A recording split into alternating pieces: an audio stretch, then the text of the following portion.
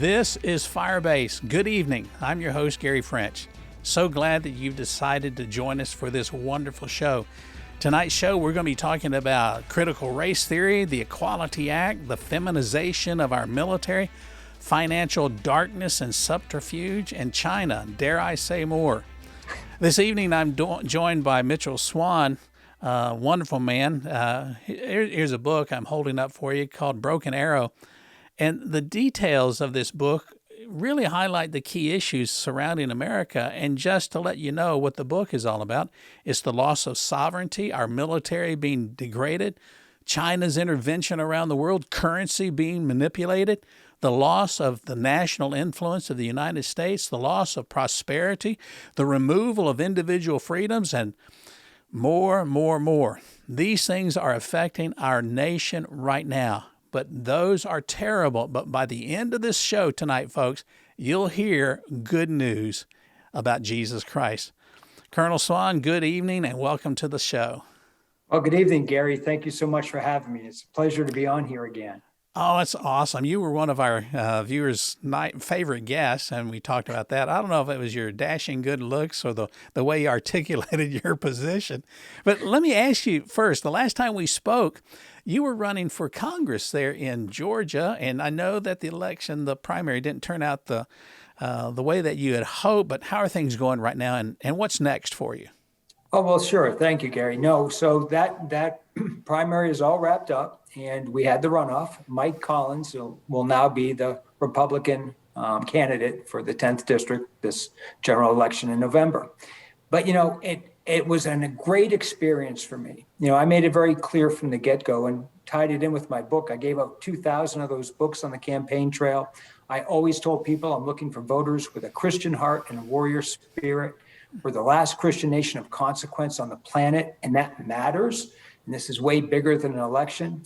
And so the race is a crowded field that by the primary came down to 8 candidates. You can imagine that really fractures up all the votes. Yeah, exactly.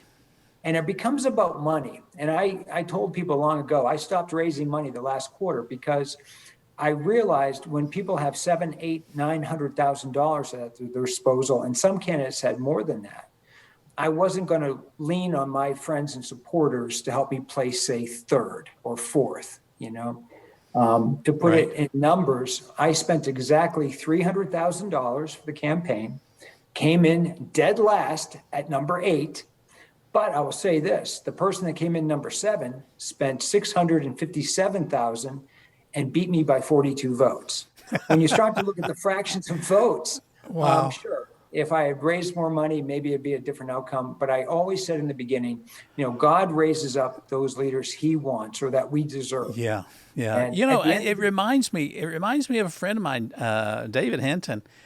He makes movies, and he says they may not be, and he's a cowboy from Oklahoma. He says they may not be the best movie, but at least I made one.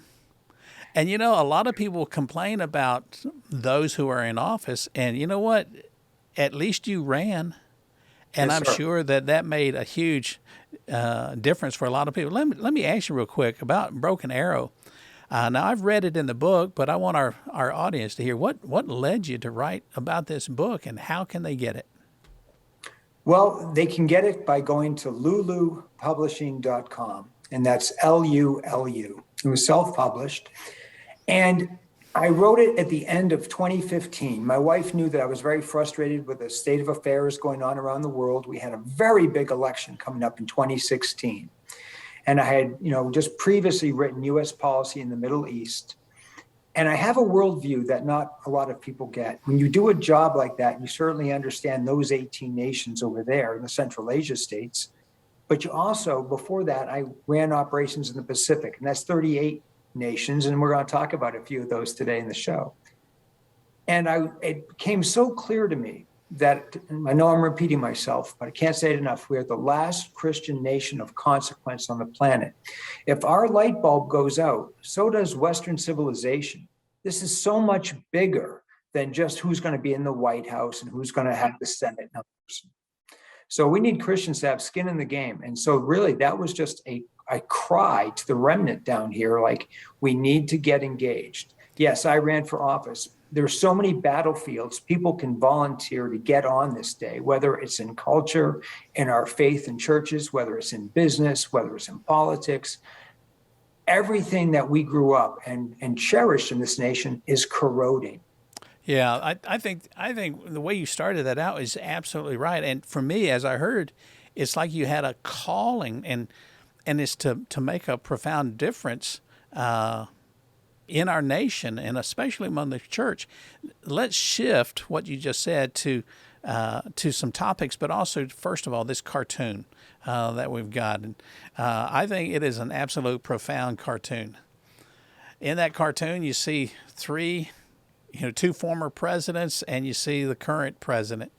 And I'm always a little leery to call him president, the current guy in the White House, but it has Obama bowing to a Saudi prince. I remember when that happened, and that was shocking to me. How dare the president bow to somebody? And then Trump, I love this one, the way the artist depicted him. He's standing up, and the Saudi prince bows to him. And then there's Biden kneeling at the feet of this Saudi prince, begging for fuel. Yes, sir. Mitchell, I think that speaks very clearly without any words right there, but we can use our words to dissect all that. But I think that's where I see the United States right now. I see it from one going under Obama, one of subservience, one to a strong stand, a world leader among, especially to the Saudis, and then also a position of weakness. That leads me to this consideration with all of the stuff that's going on and the surrendering of our values. Doesn't it seem like the rest of the world wants to take advantage of the United States right now because of that? Well, certainly. So let's talk about that cartoon for a second. There's two audiences for that cartoon. It's published here domestically. So we all look at it and we chuckle because we feel that pain domestically. And we go, yeah, that sounds about right. But there's that international audience. And I promise you, other nations like China and Russia, Europe, South America, they're all looking at that and they're feeling the very same way we are. Many of the problems we're going to discuss today as we go through them, it all comes down to one flaw of ours, that we can't define who we are as a nation. What do we want? Now, there's two types of nations, and Putin has said this recently. There's principalities, principal nations, and they run things. And for a long time, it's been Western civilization. America is definitely a principal. Russia has been what's called a vassal. A vassal is another nation, independent state, but it has to bow to the power of the principals. And Putin's done with that. He's like, I'm a great nation. You want to buy my products, buy my materials, buy my resources. You're going to buy them on my terms. And we'll get into what SWIFT and how that gets affected. But that's someone stepping up. What your comments just really exploded in my mind. Two key considerations, and I have to phrase it like this, and I'm going to phrase it like this: the neutering of our military because of a lack of strength, and going from a principal nation, it's like we're transitioning to a vassal state. But we've got the CRT, the Equality Act. And that's all working to undermine the military. I want our military to have training, bullets, and to be lethal. What are your thoughts? That's all they need to be. I want to project combat power and effectiveness abroad, period. I want to fight a war of attrition. You kill as many of them as you can until they quit. And that's what Putin's doing right now in the Ukraine. That's a war of attrition. And he's going to win. Let's not even... How do you think it'll turn out? Putin's going to win. He's going to keep grinding that wheel till there's nothing left. Yeah. And what? Well, Mitch, while that's going on, the overt push of the feminization of the military during the Pride Month had, from the Marine Corps, I know that's dear to you, with a rainbow color clip of ammunition. What do you think that does to the morale of our fighting forces? These statements got me on the Bill Maher show on HBO. But listen, I truly believe all this nonsense about, Diversity and inclusion training is not about ethnic differences. It is about sexual appetites. Yeah. Right now, we take our armed forces, and twice a year, these young men and women go to be indoctrinated on issues that go wholly against those very family values they were raised upon. In short, they're normalizing sodomy and sinful behavior. That's it. At the end of the day, it's starting to become apparent that in order to fight for the American flag, you have to embrace the rainbow flag. Right. Now, understand that is a flag that is nothing more than sodomy. There's no heterosexual stripe in that thing, right? The LGBTQ Right. and plus means children, by the way. It's absolute sinful behavior. Right. Now, the reason that offends me is two reasons. Number one, for inclusion, the American flag is enough. We are the most diversified nation on earth. Yeah, that's Anyone right. can come That's here right. to this country and That's right. succeed. The second thing that really troubles me about that is we have factually the most inclusive armed forces in the world by language, ethnic groups, religion, sex, all of that. And yet that isn't enough. Well, powerful comments. Folks, stay tuned. When we come back, we're going to be talking about the Equality Act, the feminization of our military, China, and so much more. Important things you will not want to miss. Stay tuned. Welcome back. This evening we're talking with Colonel Col Swan, and we've discussed briefly CRT, the Equality Act, the feminization of the military. Let me read a few things for you, folks. Here's a report that I got from Fox News. It reported that the United States Army, of which I am a proud veteran, is teaching West Point cadets critical race theory to include addressing their own whiteness. The Judicial Watch said in a press release, our military is under attack from within. And he went on to say these documents are showing that there is a racist, anti-American propaganda that is being used to radicalize our current generation of Army leadership there at West Point. What would Douglas MacArthur think about that? And a couple of other things. Let me point this out. CRT is being used as in a debate within academia and in the military to push progressive agenda that is trying to undermine the entire military. The Air Force celebrated Pride Month with a rainbow-colored salute, and the Marines are using rainbow-colored bullets, and the Space Force is promoting something called, listen to this, queer space, and the Navy just announced a campaign to create a safe space for sailors to share their preferred pronouns. Heaven help us if the snowflakes get triggered over something that's happening. Mitch, we've got to make sure that we use the right pronouns with people or ask them which is their preferred. And then if we say something wrong, you and I have to apologize. What's right? What's wrong about all of that craziness? Well, first of all, let me just say strong men build strong nations and weak men break strong nations. Boy, and that's we true. have a huge deficit right now of two things that built this nation, masculinity and Christianity. Now, those are under assault by their own tag name called Christian nationalists. Yes. And so we are now the bad guys. There's a few things wrong. So the idea, just in a nutshell, what CRT is, it is the belief that we are racist institutionally, that's the way this nation was founded and has been operating on. I would push back and say, we've had some rough times in the past. Ask the Indians, ask the Japanese put in internment camps, certainly slavery and all of that, right? But the goal is to get better. And right now we are arguably, factually, the most inclusive country on the earth, on the planet.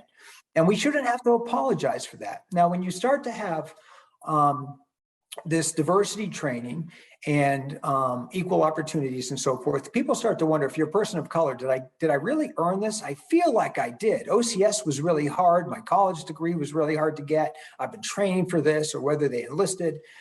Did I earn this promotion, or was it just given to me? And then conversely, it goes the other way to the white people. Like, man, did I really earn this, or am I just given it because of my, skin tone? All of that's rubbish. The thing they're trying to do is to break our culture. Our culture for every nation. That is the mortar that keeps the bricks together. You chip that away, everything comes falling down. And for many centuries, our Christian values are what brought us all together, right? Christ didn't die for white people. Christ died for everyone forever so that we could have eternal life. Now, all of our adversaries, I promise you, do you know who's not doing this training? Every other nation outside of Western civilization. No Asian nation, including the PRC, are teaching this nonsense, nor is Russia, nor is South America, nor is India, nor is the Middle East. This is unique to us. You know, that you bring up some great points, and it just makes me think that while there are enemies that seek to come against us, they are not doing gender identity training or sensitivity training or asking people how do they feel about the color purple. They're teaching. Yeah, this never came up at the war colleges. Yeah. Yeah, and it's like you got to learn to use the right pronouns to simply affirm if it was important, someone's identity. Put it in his book. Yeah, what's the end game here, Mitch, on all of this? You know, you and I we can talk about it, we can have a drink, we can have a cup of coffee, and we can say, and I started to say drink. I wasn't talking about alcohol. I was talking about coffee. We can agree on these things, and we can talk, and we can get red-faced. But what's the end game? You know, the Bible says that the enemy comes to steal, kill, and destroy, but Jesus says, I've come to give you an abundant life. If we stand up and say that in a class, in a military setting, right, we can't. What's the end game here? Well, we used to, right? I was in some very powerful Bible studies at PACOM, and when I got transferred over to CENTCOM, before I departed that group, they all laid hands on me. So we were very overt. Our chaplains were revered, and now there's a war on chaplains. Quite frankly, the Air Force won't let them walk around with a Bible in their hand.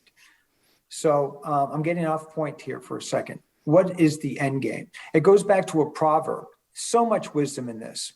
The actual proverb says, the wise woman builds her home, but the fool by her own hand tears it down. Now, I substitute two words in there. And here it is. I always tell people the righteous woman builds her house, but the sinner by their own hand tears hers down. Sinners can't help it. They're doing everything they do right now because they hate us. They hate masculinity. They hate Christianity. They hate America. That's the end game.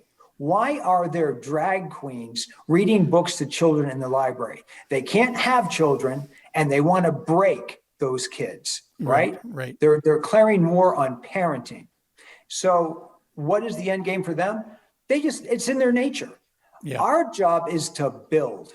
And right now I'm seeing a deficit of men stepping up saying, you know what? Yeah, all this nonsense is going on. I've had enough of it. I'm going to build America back to the way it was intended. Oh, that's awesome. Now, you know, the Chinese and the Russians must be having a good belly laugh right now because they know that the easiest and quickest way to sink a battleship is merely by misgendering our American sailors. You know, and just using the wrong pronoun for them. And I think we're so far off topic that we're forgetting what our mission is, not only as Americans, not only as the American military, but as Christians. We're forgetting what our mission is, Mitch. Well, sure. And it's always been the goal of the military has always been able to pick who they wanted to come in. It's called the selective service. Long list of things of who will take and we won't take. Won't take sleepwalkers, won't take bedwetters, won't take people on ADHD, and the list goes on. Bad peanut allergies and everything. And everyone that enlists into the service, you know, they waived their civil rights. They are now falling under the UCMJ. We expect you to conform to our culture, our military ethos. And something happened where we completely caved in, and we're letting, you know, the crazies dictate who comes into the service. And then we're taking what were traditionally outstanding young men and women and, you know, patriots and Christians, and we're turning them in, well, I didn't want to call them the enemy, right? But that's how it feels. We're turning on them and their Christian beliefs. We're saying you're not wanted here. You can come and join and fight, but leave all that baggage at the door before you step on the bus. Mitch, that's a point well taken because it does feel, it feels like we're in a war. It feels like sometimes we'll never win the war because if Christian conservatives make an advancement, we celebrate the victory, and then we sit down and do nothing while it seems like the onslaught of the enemy, and I'll just call it Satan himself, continues the charge and never ends. Well, darkness can't displace light, right? So the only way evil wins is that we keep retreating. We keep retreating. People would say to me on the campaign trail, Mitch, I feel like we're losing so many freedoms. And I like to remind people, in a free nation, you don't lose freedoms, you surrender them. Yeah. So we have to stop surrendering. Well, that's like the cartoon that I showed that started the segment there was talking about, you have a president who is bowing to a Saudi prince. You have a president who is standing to a Saudi prince, and now you have one who's kneeling.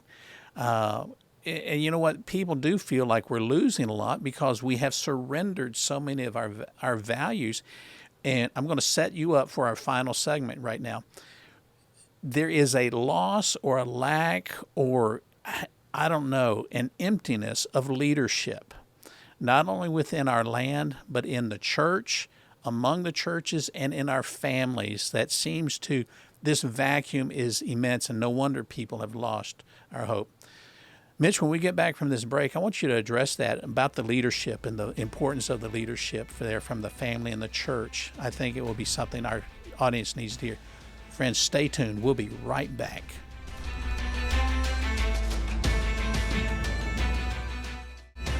Welcome back, folks, to Firebase. We have spent our time this evening very quickly with Colonel Mitchell Swan. It's been so quick this evening. We've talked about critical race theory, the Equality Act. Friends, we could talk about either one of those or both of those and spend hours on that to educate you and let you know what's going on. We talked about the feminization of the military, China and Russia, how they're laughing at us over we're losing our direction, we're losing our mission. I spoke before the break about the void of leadership in our military, in our family, in our churches. And I wanted to give Colonel Swan a few moments here at the conclusion of tonight's show to talk about that or talk to that, the leadership or the lack thereof.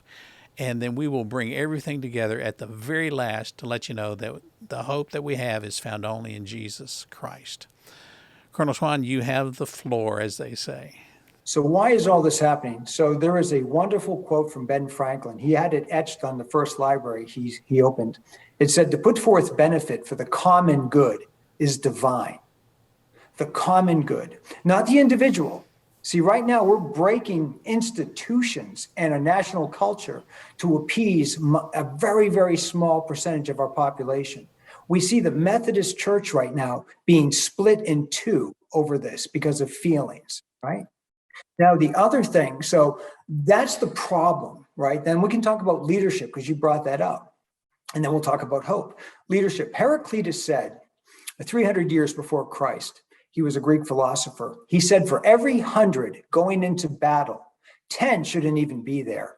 80 are just targets, but 9 are fighters, and we're thankful for them, for they make the fight. But one is a warrior, and he brings the others home. In every organization, in our country, in our churches, in our classroom, of every 100, 10 are there, but we would get more done if they stayed home with all their drama, right? And then 80, they go about, they'll do what they're told, and they do it pretty well. But there's always that 9 and 1. You know, there's the pastor and the 9 people in the church that are fired up like, hey, I've got an idea. This is how we can do more discipleship in our communities or in a business, how we can grow the business. The last thing I would say too is hope. I always reminded people on the campaign trail that hope for me is the belief that someone will come along in the future and make things better. I'm done hoping, right? Let's be the answer to someone else's prayer.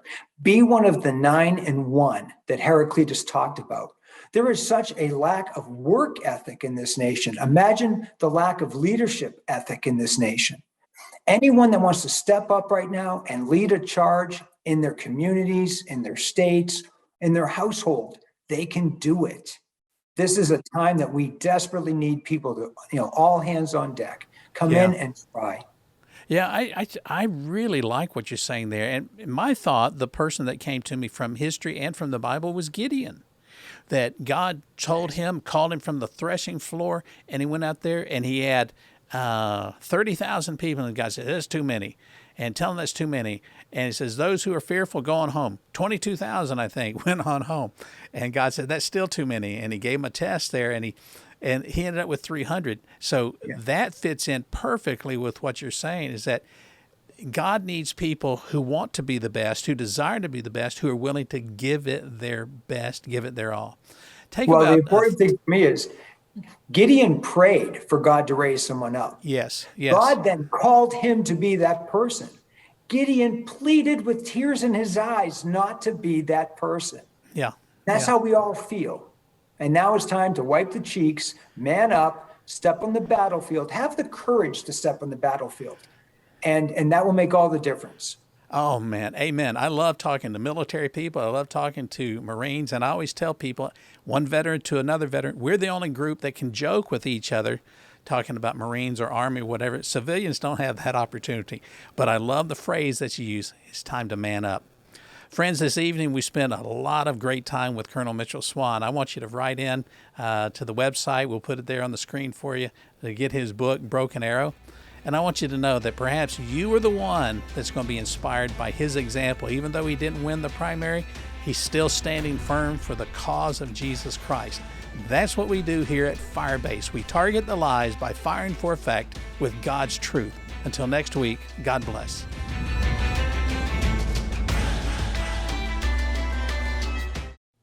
Thanks for watching this most recent episode. Click below the like button. Provide any comments that you like. Also, we will get back to you as soon as we can after you write to us at P.O. Box 39, Perry Park, Kentucky, 40363. Also, let us know if you like really good coffee, and we'll send that out to you as soon as we possibly can. What's the name of the coffee? Firebase.